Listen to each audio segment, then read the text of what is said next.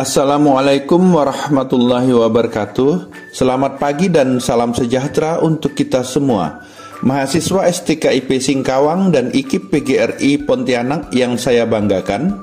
Pada pertemuan 10 ini kita akan membahas tentang teater tradisional. Setelah menyelesaikan pertemuan perkuliahan modul 10 ini, mahasiswa diharapkan dapat menjelaskan tentang pengkajian teater tradisional, yaitu pengertian teater tradisional, asal mula teater tradisional, ciri-ciri teater tradisional, fungsi teater tradisional, unsur-unsur teater tradisional, jenis-jenis teater tradisional, dan pelestarian teater tradisional. Masuk pada pembahasan pertama, pengertian teater tradisional. Teater berasal dari bahasa Yunani teatron yang artinya tempat pertunjukan. Pengertian tersebut berasal dari sejarah munculnya teater sebagai tempat pemujaan terhadap dewa pada masa Yunani kuno. Kegiatan pemujaan terhadap dewa berlangsung layaknya sebuah pertunjukan. Tempat pertunjukan dalam bentuk pemujaan terhadap dewa itulah yang kemudian dinamakan teater atau teatron. Teater tradisi atau teater rakyat merupakan teater yang hidup secara turun-temurun di setiap daerah, memiliki ciri secara khas karena berbahasa ibu, dialek, cerita artistik yang sejalan dengan tradisi lisan dan adat kebiasaan masyarakat setempat. Teater tradisional merupakan suatu bentuk teater yang lahir, tumbuh, dan berkembang di suatu daerah etnik yang merupakan hasil kreativitas kebersamaan dari suatu suku, berakar dari budaya etnik setempat dan dikenal oleh masyarakat lingkungannya. Asal-usul teater tradisional.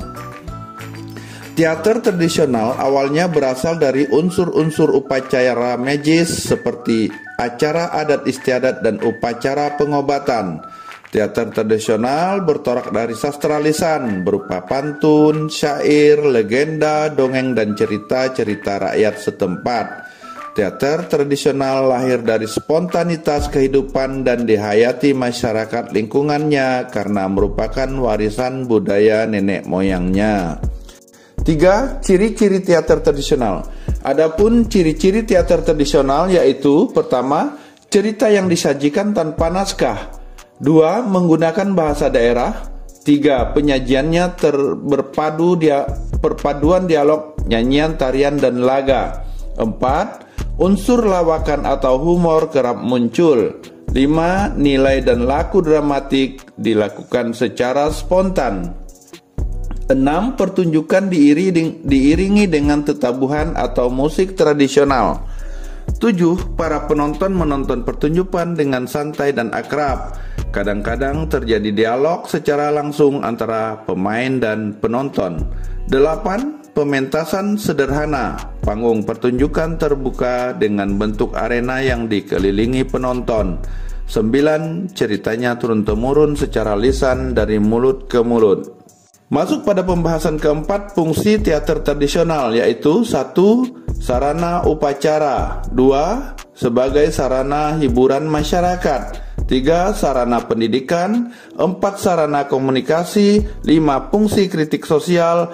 6. Sebagai alat ekspresi seni. Dan yang ketujuh, sebagai arsip penyimpanan kearifan lokal. Masuk pada pembahasan kelima, unsur-unsur teater tradisional, yaitu unsur utama terdiri dari naskah. Dalam hal ini, teater tradisional tidak menggunakan naskah. Yang kedua, sutradara.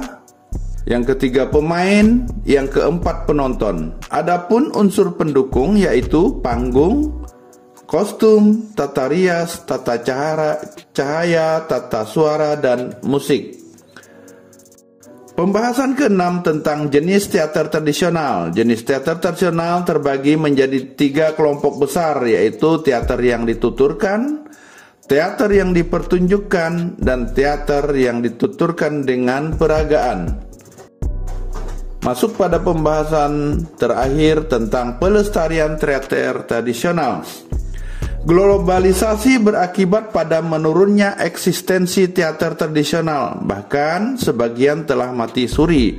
Oleh karena itu harus mendapat perhatian serius dari berbagai pihak terutama pemerintah pusat maupun pemerintah daerah agar tidak punah. Strategi pemertahanan dan pelestarian teater tradisional dapat dilakukan dengan upaya-upaya perlindungan, pengembangan, pemanfaatan, dan pembinaan. Demikian presentasi ini. Assalamualaikum warahmatullahi wabarakatuh.